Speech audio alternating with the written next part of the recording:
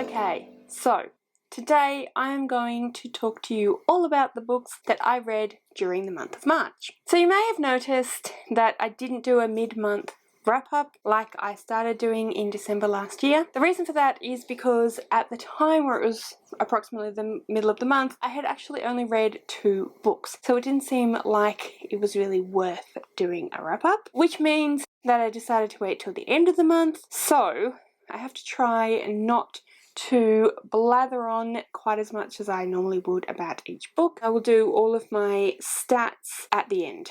So, this is not in any particular order, it's just in the order that they appear to be sat on my bed. So, there we go. I read The Chalkman by CJ Tudor with Connor. Anyone I mention will be in the description below. If I'm talking about them in this video, they're amazing and you should go and subscribe to them. So anyway, we read The Chalkman. So this is a thriller and it is set across 2 different time frames. So the main character is I think he's in his late 20s, early 30s, and then in the other time frame he is in his teens. So there's actually a lot going on in this book. It's a very short book. It is just over 330 pages long. But there's a lot going on, there's a lot packed into it, and there are various different mysteries that occur in this story, both back when and in the present, including a couple of murders. Yeah, so we are trying to figure out who the killer or killers are, whether the murders are related, and all of that. Because it's a thriller, I don't want to go into any more detail than that. I will just say that the ending was not at all what I was expecting, and I'm not sure what if anything it added to the story, to be completely honest, but I quite like the shock of it, so I don't have a problem with it per se, but I'm not sure what it added to the overall story. I gave this one a 4-star. I really did enjoy it. I really like a book that swaps from across different time frames. I often quite like a book that has different perspectives. This book was told from the perspective of the main character, but from the 2 different time zones. So that was really interesting, and I really enjoyed that. I thought it was really fast paced and really well written in that regard. And yeah, I thought that it was quite complex. I'm not a huge thriller reader, so I don't know whether it meets other thriller readers' sort of standards in terms of how thrilled they were or how mysterious it was, but I certainly felt like I didn't see. There were some things that I thought weren't that surprising, but I hadn't clocked the whole mystery. I hadn't gone, yeah, that's going to happen, that's going to happen. So I did really enjoy it. I don't think Connor had either, and he's much more of a thriller reader than I am, so that was quite good. And yeah, we enjoyed buddy reading this together as we usually do. So next up we have Frostheart Escape from Aurora by Jamie Littler. So this is the second book in the Frostheart, what I think is now going to be a trilogy, and I really enjoyed this one. I gave it 4 stars as well, but it was really fun. Lots of action, very fast paced, one of those books where lots of things keep happening, lots of sort of, you get somewhere and you think something's gonna happen and then something else happens, it doesn't turn out how you expect, and then there's new obstacles and that sort of thing, which is fantastic for middle grade because you want the pace to be quite fast moving and quite engaging, because those younger readers will need lots and lots of action and lots of things happening. I mean, when I say action, it doesn't have to be, you know, movie action, but lots of things going on. And I thought the plot was woven really well together. I really liked the characters, really enjoyed the way that all of the characters tied in together, and I really enjoyed some of the reveals that were in this book, so I definitely would recommend this series. I have really enjoyed them, especially if you're a middle grade reader, but even if you are not in particular, but you do like a really great fast-paced,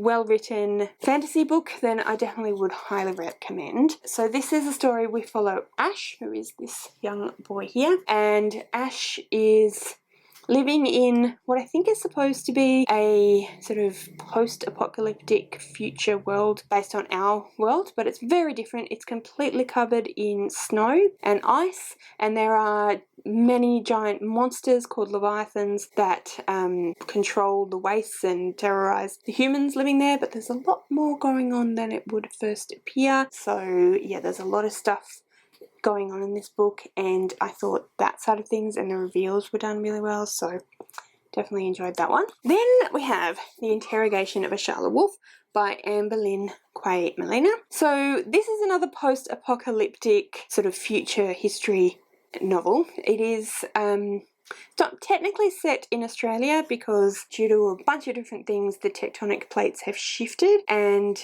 the world is not the way we know it, but it's definitely, the land is definitely based on an Australian outback, which is something that you don't see very often, especially in this kind of urban fantasy style book, which is what the style is. And I really, really enjoyed that. I thought that was really interesting and really well done. I really enjoyed this book.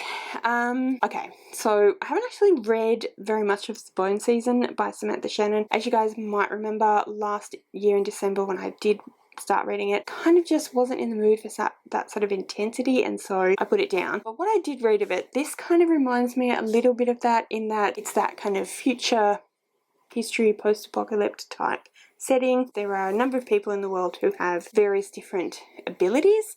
They are called illegals. It's not legal to have those abilities, and so they are assessed. People go around and assess children for these abilities, and then they sort of tag them, keep track of them, imprison them, or, well, they wouldn't say it was imprisoning, they would say it was, you know, taking them somewhere where they can be safe and keep it safe from the, you know, the population safe from them and all that sort of thing, but basically it's in prison. And Ashala Wolf is the leader of the tribe. The tribe are a group of sort of teenagers who all have abilities and who have escaped from the general situation that's going on in the world.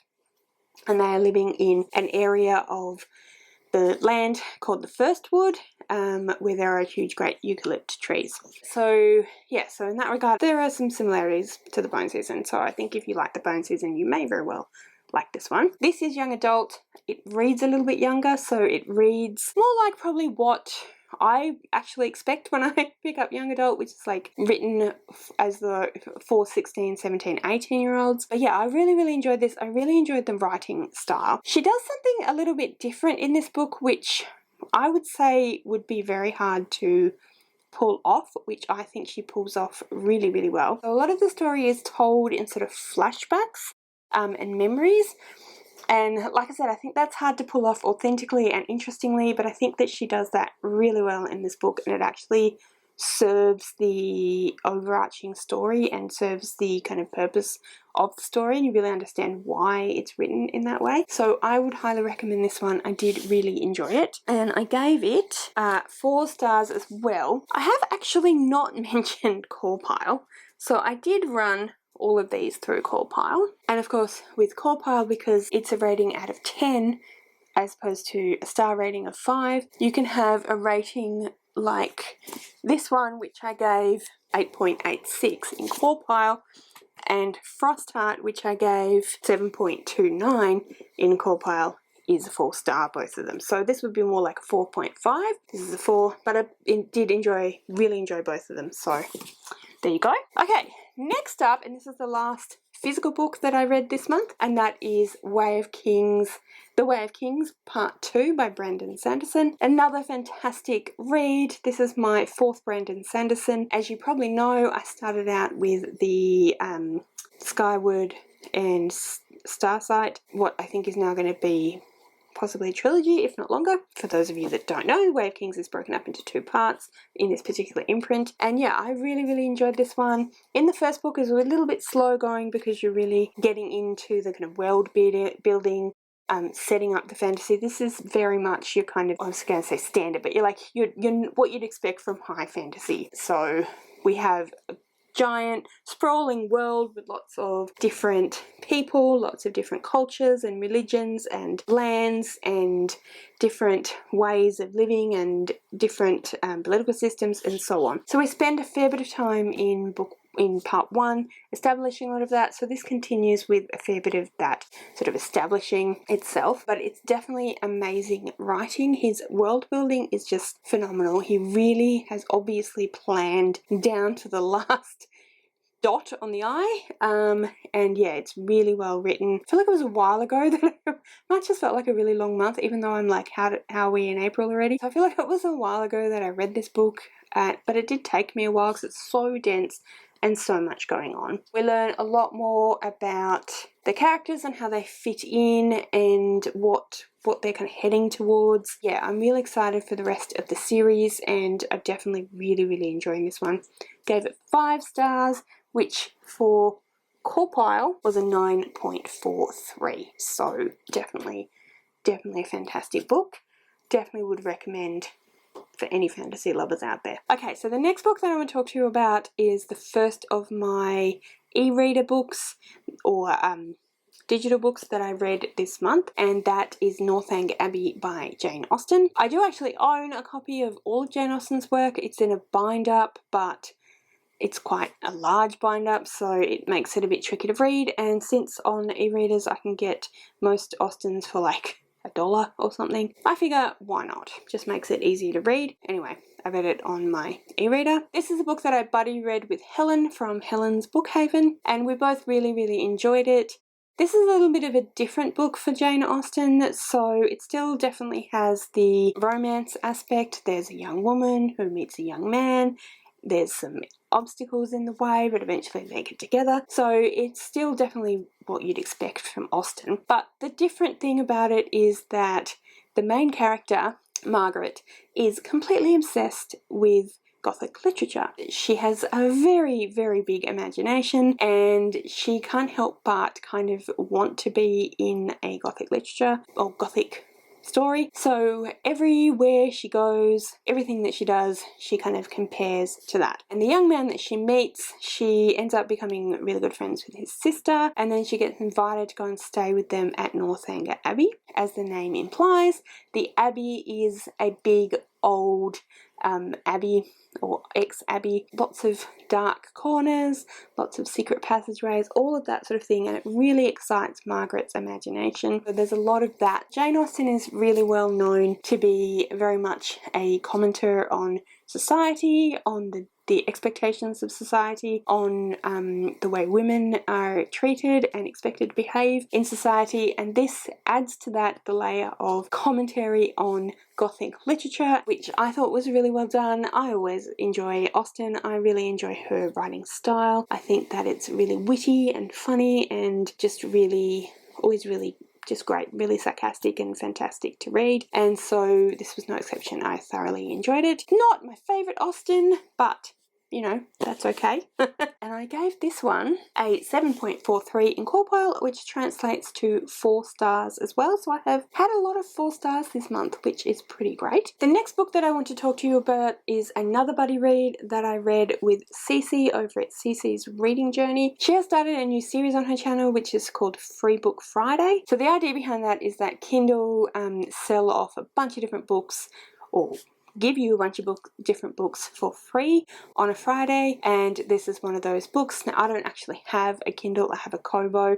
so I don't think that I have quite as many options there, but this one was another one that I was able to find for free, and it was called Surrender the Sun by A.R. Shaw. So this is another kind of future dystopian type book, but instead of taking place after the apocalypse has happened, it is actually taking place at the very beginning of the apocalypse. So I think that it is the first book in a series, and Cece and I did actually postulate that it was potentially a longer book that was cut up into smaller chunks by the publisher. If you want to see more of mine and Cece's thoughts, then definitely go over to her channel. I will put the link to the video that we did where we talked about it in the description and in the eye, so if you want to go and have a look at more of our thoughts on this one. But yes, so it is about a couple of characters who have found themselves at a time when there is a climate catastrophe occurring, and they are trying to figure out how to survive, basically. So that's a very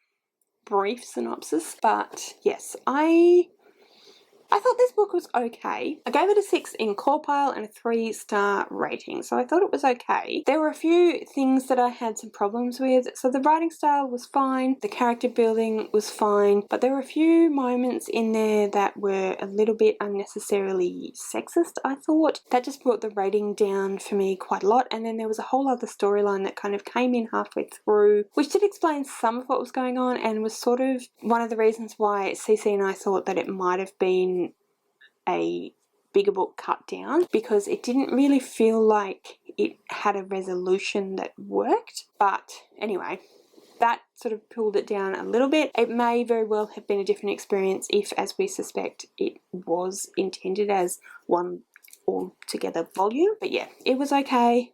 If you like action type books, action movies, if you like apocalyptic type books or movies, then I definitely think that you would enjoy it. Like I said, I gave it 3 stars, so I didn't hate it by any means. 3 star is middle of the road. It was okay, had an enjoyable experience reading it.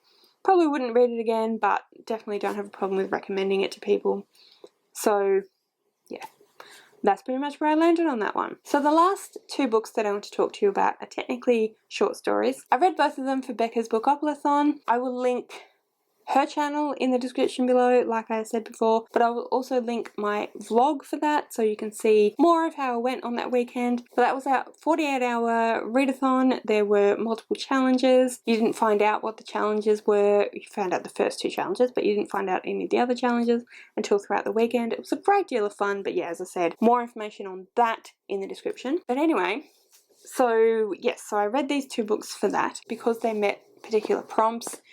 I did already own them. One was on my e-reader, one was in my phone as an audiobook, so I had intended to read both of them at some point, just hadn't quite got there yet. The first of these is The Deep by Rivers Solomon. This was quite weird, but very well written and very interesting. Like I said, it's a short story. It's about 160 pages long. There's a lot of stuff packed into 160 pages. It is imagining a world where slaves who were being taken from Africa to the Americas and the UK and other places, who were pregnant, who for whatever reason were thrown overboard, and imagining that rather than them dying and their fetuses dying, the fetuses were born but were changed and became kind of type people. They weren't necessarily mermaids in the more traditional sense, but they were definitely half kind of fish creatures, half human creatures. And so they have this whole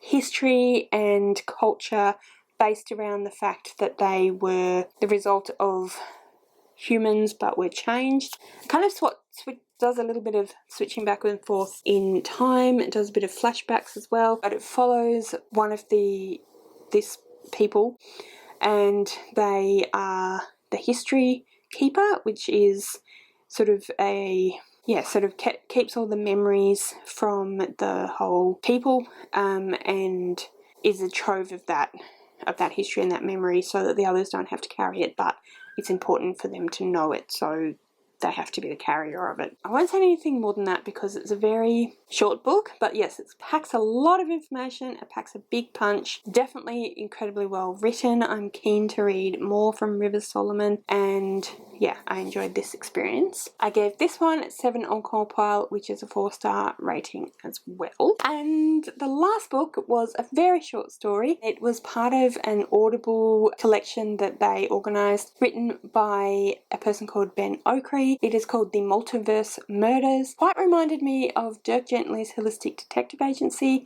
by Douglas Adams, if you have read those books or seen the TV show, which is quite different from the books but is still very quirky, very odd. This was quite a strange kind of little mystery story. It was about a police officer who was trying to figure out a murder, but there was a lot of time travel and space-time continuum stuff happening. So yeah, it was quite fun. It took me about an hour and a half, maybe not even that, to read, but it was quite fun and interesting book to read whilst I was cooking. So those are all the books that I read in the month of March. So now I'm going to quickly tell you all of my stats for March as well. So for star ratings, I had 3 3-stars, 4 stars, and 1 5-star, so a fantastic reading month all up. 6 of those books were adults, 1 was young adult, and 1 was middle grade. All of them I owned, so that's books off my TBR, which I'm pretty happy with. Had a lot more of a diverse month from genre perspective than I have done for the last couple of months. So there were 2 fantasies, 1 dystopian, 1 paranormal, 1 classic, 1 thriller and 1 mystery. All up, I read 8 books, as I said before, which is 2,386 pages. So, my favourite books of the month, actually, that was very tricky for me, as you saw. I had quite a few 4 stars, but only 1 5-star, so of course, that was one of my favourite books, which is Way of Kings Part 2 by Brandon Sanderson. But I also really, really loved Frostheart and Ashala, The Interrogation of Ashala Wolf, so those 3 are my favourites. Surrender the Sun was my least favourite, but like I said, it's still a 3-star, so I still did pretty well with the books that I read this month, nothing below 3 stars. So guys, that is my end of the month wrap up for March. I really hope that you enjoyed this video. Please comment below and let me know what you thought of all of the books that I read. Do you agree with my ratings or my opinions or not? Let me know that as well. What did you read in the month of March? How good of a reading month did you have? Let me know all those things in the comments below. I would love to know. Or alternatively, you could leave me an emoji. Let's go with a fish since I'm a Pisces and it was my birthday month. And anyway, yes, thank you so much for watching. Like I said, I do hope you enjoyed this video and I will see you next time.